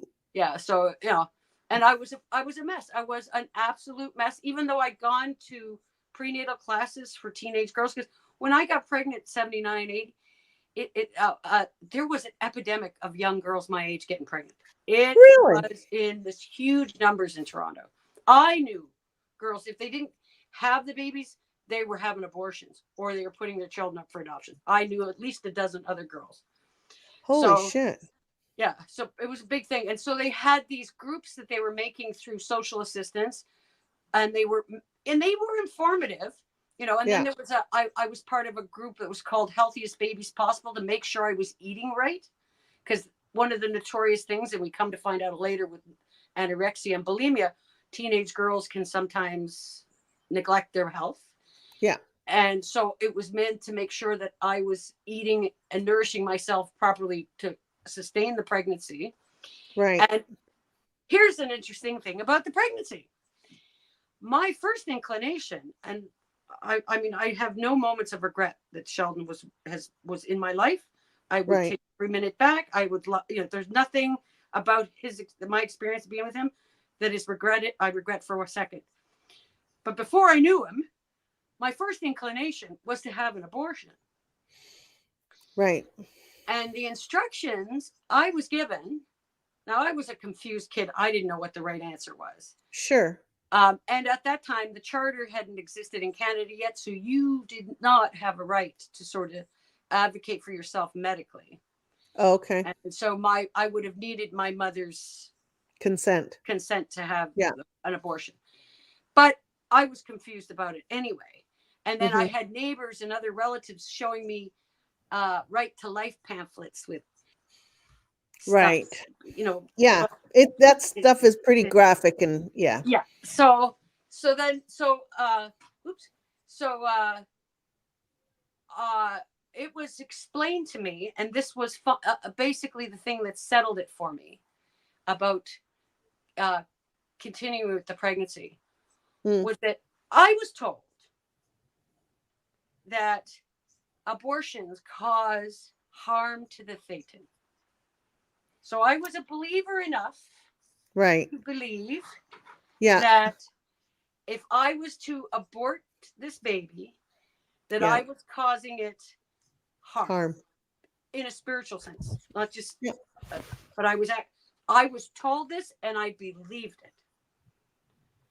So whether that was accurate information, but that was told to me by the ethics officer, that was told to me by other parishioners. So, Wow. um, yeah, and so I went ahead and I had the baby. And in retrospect, I'm grateful I had the baby. Now, Right. this leads me. So by this time, I'm still not on course. I'm still not doing anything. But my mom's getting a lot at this time. My mom, whatever money she has, she's getting audited. But also, she's had her final kid in 1978, her last kid, my youngest brother, Oh, wow. to a married man, favorite kind. Um, Oh, and gosh. she nearly, because it's her fourth cesarean, she nearly dies. Well, she does clinically die on the table. Holy And crap. she described whatever happened in auditing, whatever she said to them about her experience with that, and however she declared clear, the next thing I knew, she was clear. Oh, She told them about her exteriorization, her being above the body. She gave them a dead, and a, an experience about leaving her body and whatever. I'm not sure what. I don't know. I'm not, of course you can't talk about each other's case, so it's no. not like I don't have any intimate details. But the next thing I knew, here it is. She's been declared clear. So by the time my son is born, she's clear, Okay. and that made her feel like her shit don't stink. Oh, yeah. Yep. My And sister that's was when I the really same way. yeah, and that's when I used to start hearing all this thing about you chose this family, you chose me as your mother, Yeah. the body you're in, that's like, so everything starts to become my choices. This is all about me. And then bad things happen, that it's really come home to me at this point that all these things that are happening, I For somehow your pulled the pin. fault. Yeah. And so it's that it had a rough, it had a tough effect on my self-esteem, I'm sure it did. Yeah. you know, and That's difficult. yeah. And and then around that time, a friend of my mother's, who I don't believe she had any kind of an intimate relationship with, but his fellow Scientologist, had. So my son's on my hip. I'm getting this very vivid memory because it stuck with me. It's one of those things. So my son's on my hip. His name, I like to think his name is Colin. I don't remember his name. Okay. Medium height guy, maybe 5'9", 5'10", sort of a stocky, athletic build. He was Okay. a professional golfer. Oh. He, and I believe his background, he might have been American, living in Canada. So Okay. for some reason, it's not like we saw him a lot at our house. We saw him a lot at the church, but he happened to come to our house that day. I don't know exactly what his mission was, Uh-huh. but he stood in my mother's kitchen, and I got my kid on my hip, and he's telling us about the crazy shit he just went through with OT3. Uh-huh. The Now, Xenu story. I know at the time he's not supposed to be talking about it. My mom knows at the time he's not supposed to be talking about it, but I'm all ears. I'm all ears. Good for you. And what the way Colin, I'm calling him Colin because I can't think, that's his name that rings in a bell. Yeah. He is telling his experience of OT3 and Xenu and all these things on your body, saying like this. He's standing in front of my mother's window. And boy, it's putting something in my head. Yeah. Because he's to me, he's a reasonable guy. He's not particularly special, but he Right. he seems in earnest when he's this panic in him of Oh, needing to really? tell us, Okay. for threat of, like, being declared. Yeah. He's He like needs to tell us. that is so bad. You Yeah, don't do that. You yeah, sign like yeah, non-disclosure. You yeah, sign bonds. yeah. And if you're found to disclose this stuff, I believe it was 100,000 or something like that. I can't remember what my husband told me. Now, But I yeah, didn't retain a lot of what he said, but it sounded far out. And I right. knew that there was these things on your body. I didn't remember the name Xenu, but when I heard it again later, I went, "Oh, that's what Colin said." So I knew, Right. Putting So the pieces together. then I get this boyfriend that is not a Scientologist. And this is actually before my Scientology boyfriend. So this guy lives in the neighborhood, a little bit older, university student. I'm 16, and he he's sort of challenging uh, my beliefs, not in a bad way, you Right. know, and he's getting me to think and look at a different part of the world, different way of looking at things. And I think he might have. I'm not sure. He might have been a psychology major at university. I can't Mm. recall. Anyway, what happened with him? That relationship didn't last, but that friendship lasts to this day. Oh, wow. He's like a brother to me. He was at my wedding with Eddie. Oh. Yeah, yeah. No, he cried like there you go. So no, it was not meant to be a lifelong relationship, but we were meant to be friends, and we remain Right. so today.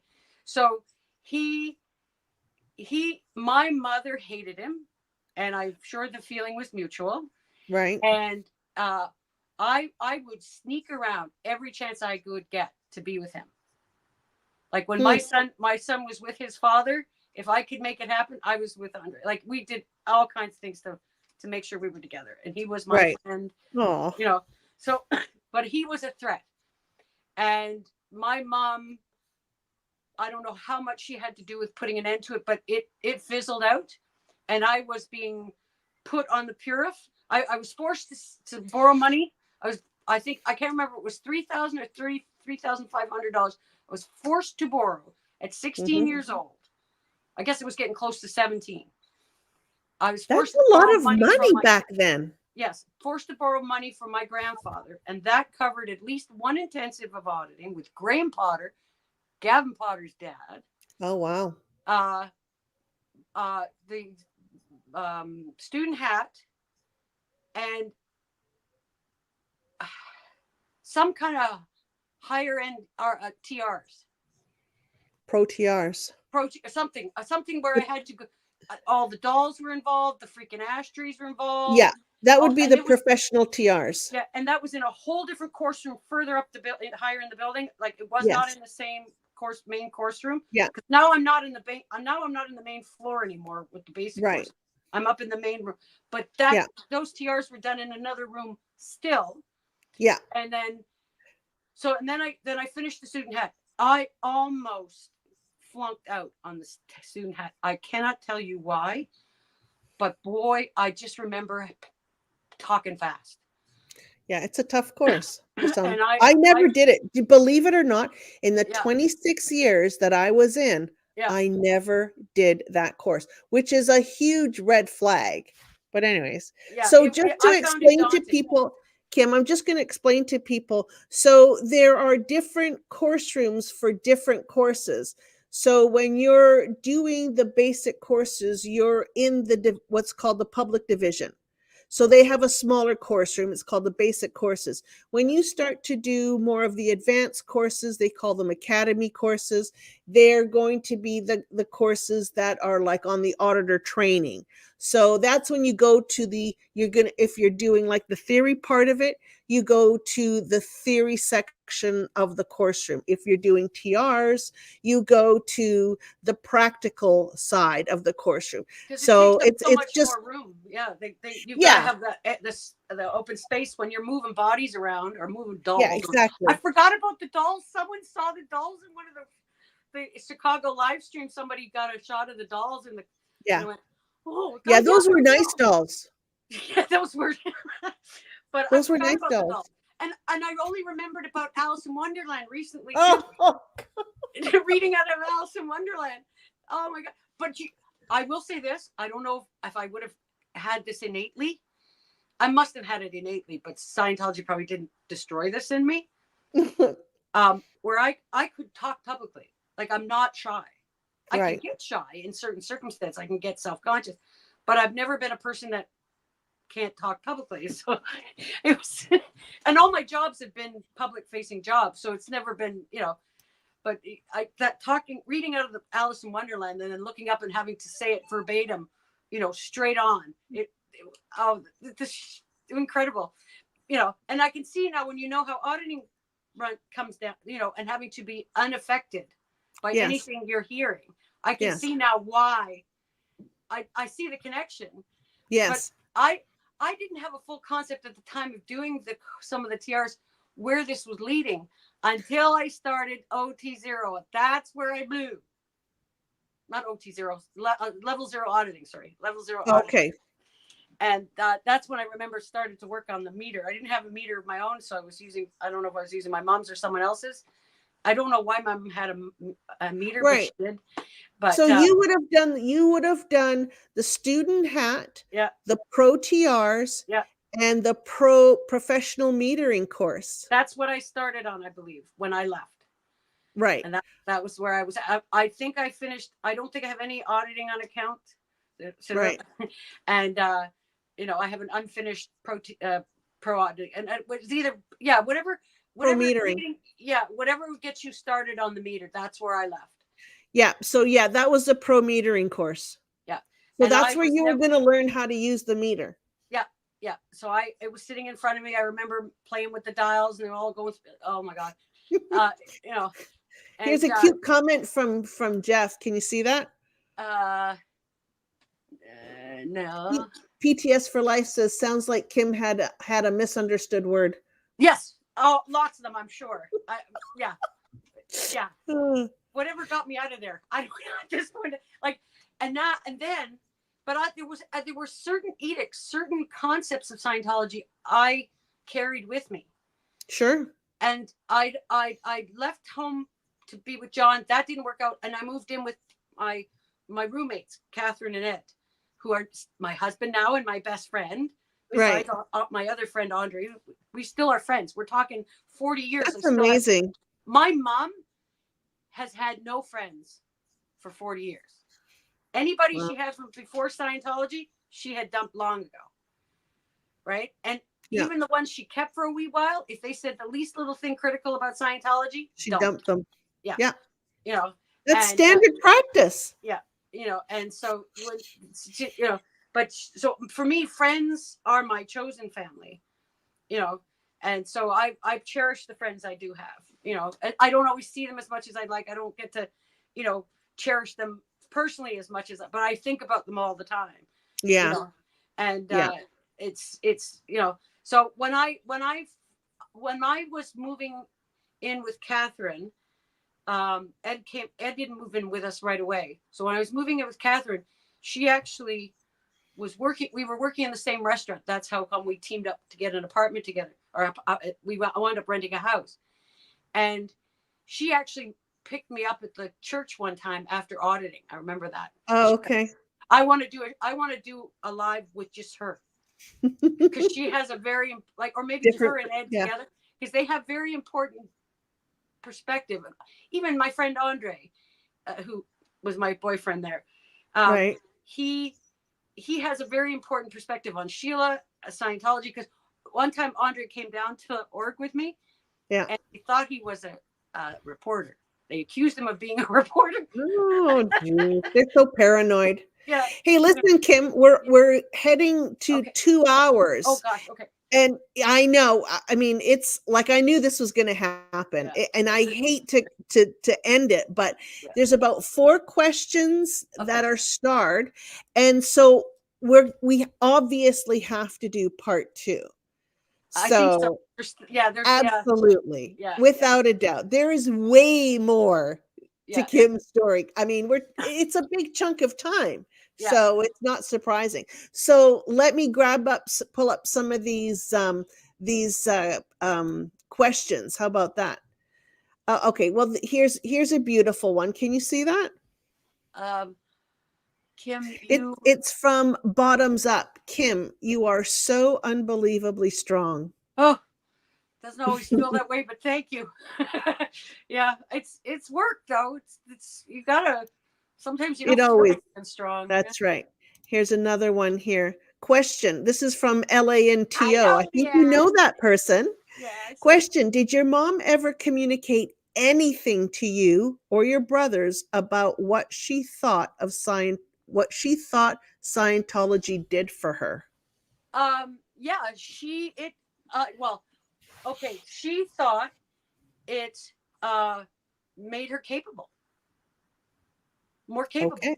She was already told she was capable, but it was all a delusion, and Right. it was all. There was a point. This is kind of going off again, but all there was a point where the three older kids all had jobs, all going to school, and we were bringing home money. She had an answering service that she was running out of the house, and she was getting child support, and she was getting social assistance, Oh, and she was milking my grandfather, and that's how she paid for Scientology.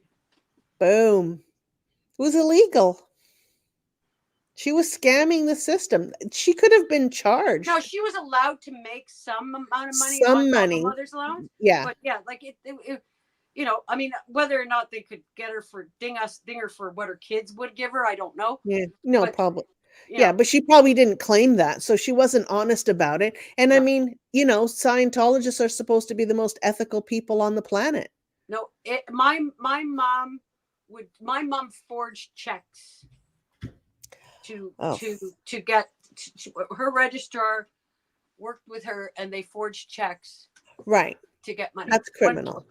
When I went through my mother's stuff, I saw stuff from the public trustee involving my grandfather, and the trustee was it was some sort of affidavit asking about these checks Oh, that were taken out of my grandfather's account. This money. wow. So So that's a whole other story in itself. So it was that about what so she just told you guys that she felt capable. She they was an they able being. she oh, and when they gave the clear was like giving her like Carte rocket fuel, blanche. Yeah. rocket fuel, and I don't even know if I don't even know if she considered the OTs any kind of ambition. She was just Right. grateful to be clear. Whatever Right. somebody told her clear was, and how and it Yeah. was yeah It's also a status in yeah Scientology, yeah and also I'm pretty sure there's a policy that also says that you cannot invalidate a clear. So there is this status, yeah and if you say, "Oh, you're not clear," that's a big no-no. So it just fed into her narcissistic personality, right? It's yeah. Like horrible. we were gonna have a tough time with or without Scientology, but Exactly. But it just got Scientology gave her amplified. greater license to be a jerk. You Right. know, It totally justifies the way she treated people and the way she conducted herself in life, right? and mainly just her own kids and her father. She didn't Right. treat, uh, well, maybe my boyfriends, anybody that she deemed a threat to me, Yeah. Yeah. control of me, because she also did not like my best friend Catherine, who I still have as a best friend. Like Right. my mother would have confrontations with all the people looking out for me, Wow. and she did it with all anybody who was important to us. And this is not just me. She did it to my youngest brother. She did it to my other two brothers. If somebody was important to us and took control out of her sphere, that person was a threat, and she treated them as such. She, Wow. yeah. Wow. My husband has done nothing but good things for my mother, and Right. she never. Uh, Maybe later on she might have said a few kind things, but early on she was terrible. And Catherine, terrible. So Wow. Yeah. yeah, it's Not a just nice lady from the sounds of it, Kim. not in my opinion. So Right. Here's a question. from LANTO. Yeah. Question: do you think it would have been easier, been a, hang on, do you think it would have been a quote sent out of the country instead of foster care if you were American? I wondered if Blair would have been sent to the ranch if that was the case. Like if he would have been, I didn't even know these ranches. I had knew nothing about cadet orgs. I knew nothing. I knew very little about the Sea Org, and I certainly did not know anything about children in the Sea Org. Right. So I, you didn't see anybody because at the Young Street org, yeah. there was the Continental Liaison Office, which was all manned by Sea Org members. And when I was there in 90, maybe 8 or 99, um, they would come down into the org. Well, I tell you, I cannot, You never unless there saw was them. an event. I never saw anyone in their whites, anyone in their blues. Right. If they were a Sea Org member, I did not. I was not able to distinguish the difference. I had been Interesting. told they were a Sea Org member, but Right. at that stage. It carried no weight. Now, had I been on course in the upper area longer, Right. I might have. It might have become different, and maybe I would have been recruited myself. I don't know. Yeah, I'm But surprised. Well, I mean, if you, when did you leave Scientology? Or like the stop last time taking I courses? stepped foot in the Oregon Young Street was 1983. Oh, that was a long time ago. So, and Yeah, you were how old? I was 18. Yeah, 18. no, almost 9. I'm going to be 19. Going to be 19. Yeah. I'm surprised you never got recruited, or at least never even had a recruit interview. So nobody even tried to get you on staff. Well, I remember when I was 12 years old and they were still on Avenue Road before the fire. It was the summertime, and I wound up. It was this brief talk about me joining staff, even at Yeah. that age, because I was answering phone, stuffing envelopes, and I even went out body routing, which I hated, because there was a guy that we encountered who Oh, basically led into me. I was with some other. It was an older guy, but he was still young, yeah. and this stranger that we approached led into me, and he said, "Do you know what that Scientology is?" And I'm like going, "I was like, what?" I'm like, I had Because no you idea. don't. Yeah, and he's just Right. and but that guy that encounter still stuck with me. It's not it had an impression. So, but Yeah. my mom, I think, put an end to the idea of me being on staff. I think I kind of thought it was fun, but I had at 12, I can promise you, I had no good concept of the commitment it was going to make. Of course not. No, I Not know. at My nephew was on staff at 13 and Yeah, he hated it. yeah. I He had really hated it. Yeah, I thought it was great. If all I was doing is come in when I wanted to and answer their phones, I wouldn't have cared. But when I realized looking back, I would not have liked that every night and all weekends commitment. I would not. So No. it was talked about, but it never came to fruition. So But that's that. You know what? That actually really, really surprises me that you didn't get dragged on staff. But mhm. I mean, at 12, no, but it maybe 16, 17. But then you had a kid too. So Well, this is it, and I there's the second part we'll talk about how a lot of my decisions uh, were about Sheldon and how right.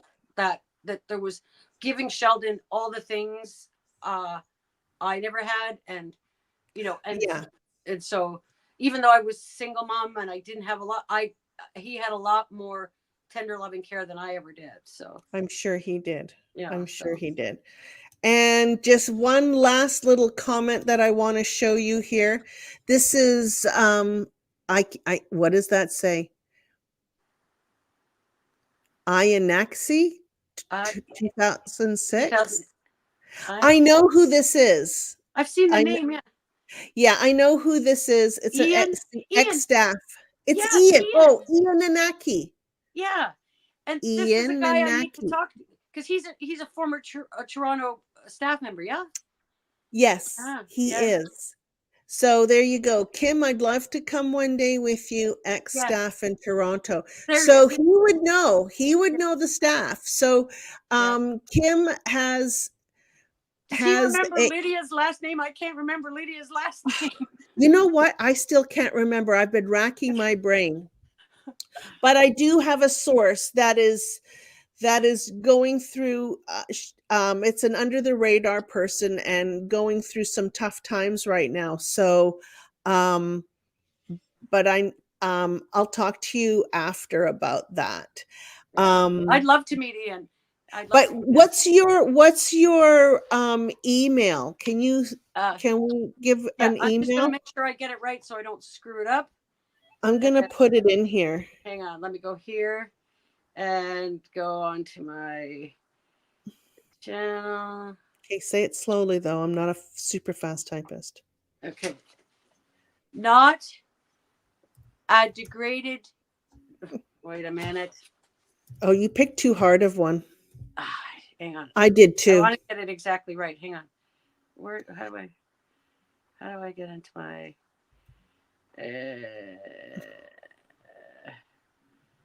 Okay, here we go. I'll get it now. I got it Yeah, now. All right, I'm going. I just had to pull up another tab. Okay. no problem. Not a degraded being.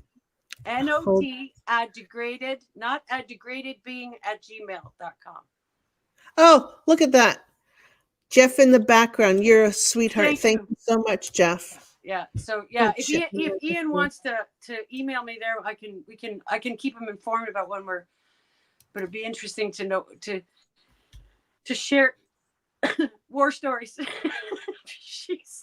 Yeah, I think he's like a kind of more recent than me. I'm not sure. Ian, if you I can't remember what you told me. It might even be 2006 he was in. Okay, so that's fairly recent. So yeah. Yeah. Yeah, Ian, we should do your story, honey. But When he's anyways, ready. Kim, He's ready. Yeah. this was exactly when you're ready. Yeah. And here's a couple more little comments from Lori. Oh Lori, yeah. thank you for sharing. Yes. Yeah. We just subbed to each other recently. This lovely lady. So That's awesome. yeah. Anyways, Kim, Yes. everybody stay tuned for her part 2. Yeah. Um, it's always a pleasure talking to you, Kim. Yes. You're a fascinating lady and a very wonderful lady, and thank you for coming, and telling your Will I stay? story. Will I stay a little bit after we say goodbye? Yes, you will. Okay. We'll end the stream, say goodbye to everybody. Thank you, Thank everybody. Thanks for listening. I was rambling. I don't know how cohesive it all was, but it's like. It's fine. It's your story. All right, everyone. Thank you, guys. Thanks again. Bye. Bye.